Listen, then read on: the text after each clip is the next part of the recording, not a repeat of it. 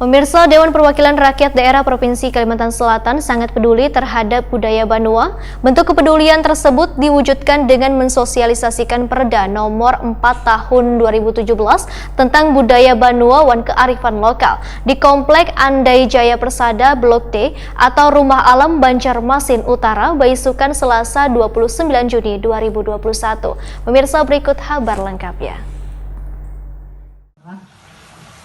Provinsi Kalimantan Selatan nomor 4. Dewan Perwakilan Rakyat Daerah Provinsi Kalimantan Selatan sangat peduli terhadap budaya Banua.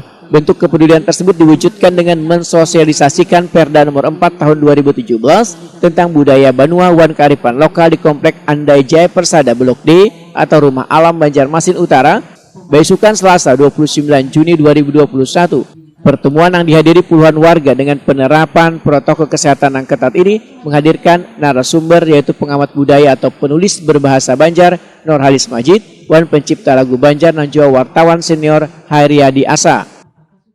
Dari Dewan.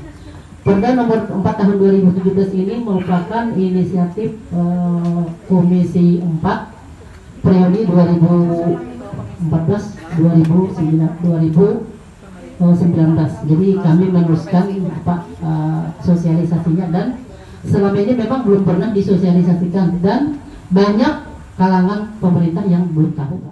Ketua Komisi 1 DPRD Kalimantan Selatan Dr. Andar Rahmah Norlia Swetakuni Prima TV memedahkan tujuan sosialisasi Perda ini untuk menyebarluaskan dan menyamakan persepsi agar sebuah aturan bisa dipahami juga diterapkan secara luas oleh warga. Melalui sosialisasi, maka kebudayaan kebanggaan Banua kada hilang dan tetap bisa dilestarikan oleh kaum muda. Politisi Partai Amanat Nasional ini pun meminta seberatan orang bersama-sama berperan aktif menjaga kelestarian budaya Banua dan kearifan lokal yang masih tersisa sehingga kada hilang dan punah ditelan arus kemajuan zaman.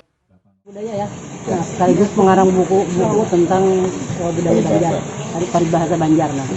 Jadi pada kesempatan ini kami juga mengundang lebih banyak ibu-ibu yang kami undang pada hari ini, karena kelompok-kelompok masyarakat yang kita undang adalah terdiri dari ada PNS, ada komunitas-komunitas perempuan, kemudian ada ibu-ibu dari pensiunan, jadi lengkap hari ini pesertanya. Nah, kemudian ada juga yang dari kelompok pengajian. Jadi kita mengundang 50 peserta pada hari ini. Mudah-mudahan perda ini bisa menyebar luas di masyarakat.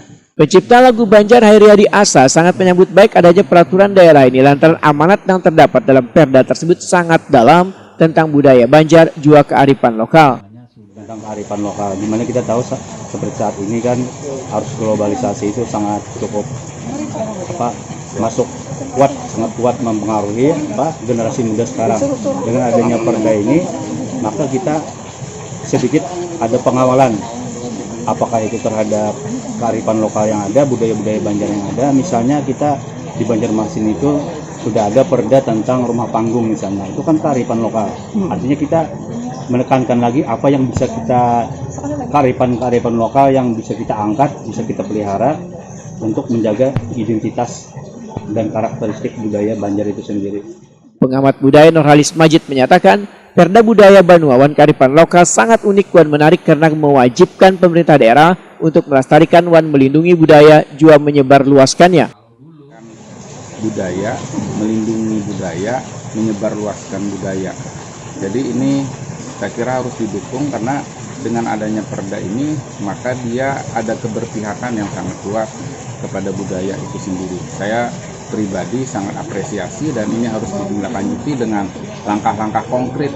Misalnya gedung-gedung yang namanya itu masih umum, taruhlah nama tokoh budaya. Ada Anam Ardiansa, lalu kemudian jalan, daripada kita tulis nama Mangga misalnya, Jambu, lebih baik nama-nama tokoh budayawan. Atau ini sekarang kawan-kawan sedang memperjuangkan Menara Pandang untuk diganti namanya dengan Jamhar.